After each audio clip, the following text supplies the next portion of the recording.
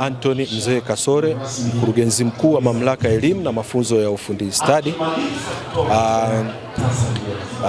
Programu hii ya Mama Samia ya utambuzi na urasimishaji wa ujuzi ni programu ambayo imetakiwa kutekelezwa na serikali, kwanza kwa kuanzia mwenyewe Mheshimiwa Rais, lakini pia kwa kuzingatia ilani ya Chama cha Mapinduzi, sera ya 2025 na sera ya sasa hivi ambayo tunaenda kuanza kuitekeleza, dira ya 2050.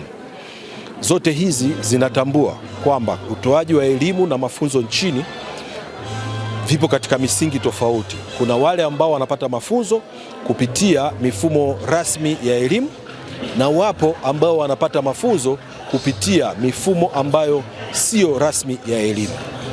Sasa ukizingatia sera ilituhitaji, sera ya elimu toleo la mwaka 2023 ilihitaji kuweza kutambua na kurasimisha ujuzi kwa watu wale ambao wamepata mafunzo au wamepata ujuzi nje ya mfumo usio rasmi. Mfumo usio rasmi ni wale ambao tunasema ni alitakiwa aje darasani, asome, apitishwe katika hiyo mifumo.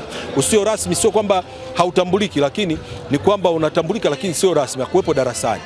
Sasa kupitia mapitio mbalimbali ya serikali ilibaini kwamba wapo wananchi wengi ambao wanafanya kazi, wamejiajiri, wameajiriwa, na wengine wapo katika shughuli mbalimbali za kiuchumi ambazo shughuli hizo wanazitekeleza kutokana na kupata ujuzi ambao ameupata kutokana na kufundishwa na mtu. Kwa mfano mwepesi tunasema kuna mtu anaitwa saidia fundi. Yule saidia fundi unaweza kukuta labda kwenye ufundi ujenzi au ufundi umeme au ufundi wa magari au kwenye mapishi au kwenye vitu vingine.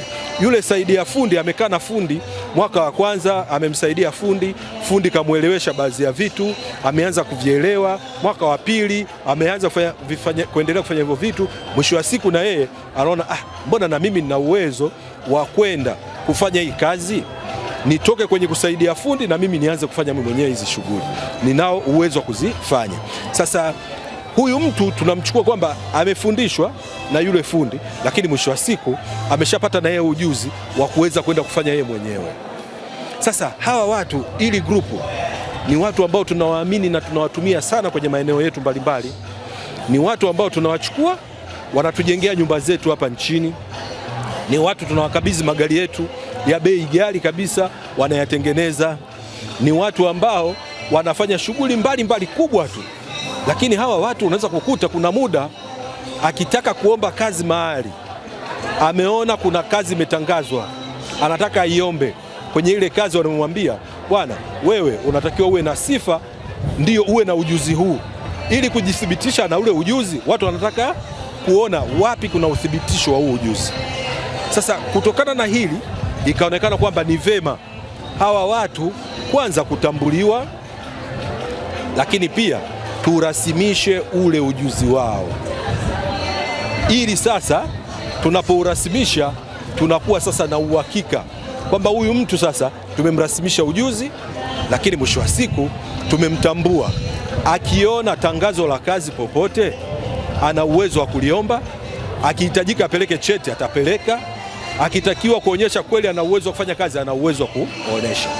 Kwa kupitia hii program na baada ya kufanya tafiti hizo zote, ulitengenezwa mfumo wa kuweza kumtambua huyu mtu. Kwa hiyo huyu mtu ambaye anataka sasa kutambuliwa ujuzi wake na kurasimishwa, yeye anakuja sasa, sisi VETA tunamwambia aombe, atatuambia ni eneo gani yeye ana ujuzi nao. Sisi tunachokuja kufanya kama VETA, tunaenda kwenye lile eneo lake. Kama ni fundi gereji, tutaenda gereji kwake tumkute akifungua injini. Kama ni fundi mjenzi, tutaenda kwenye eneo lake analojenga tumuone akijenga. Kama ni fundi umeme, tutaenda kwenye eneo lake anachofanya hicho kitu tuone. Kama tunasema ni fundi kupaka rangi, tutaenda kwenye eneo lake tuone akipaka rangi.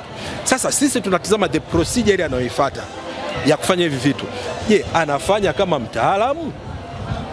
Na jinsi utaalamu unavyohitaji tunampitia, tutaona. Kama kuna maeneo tunahitaji afanywe maboresho, tutamwambia bwana, tumekupitia maeneo haya na haya unaenda vizuri, ila eneo hili tunahitaji tukuboreshe. Kwa tutamboresha.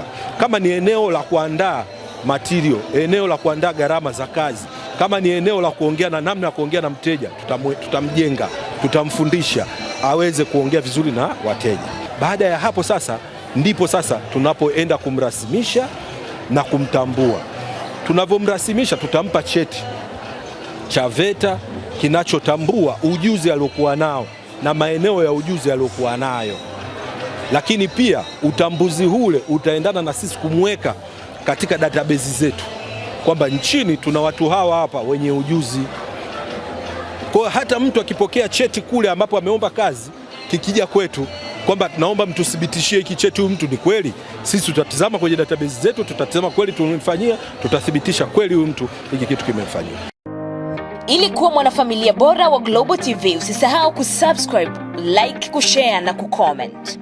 Baada ya kusubscribe, bonyeza alama ya kengele ili kupata taarifa kwa kila video inayopanda Global TV Online.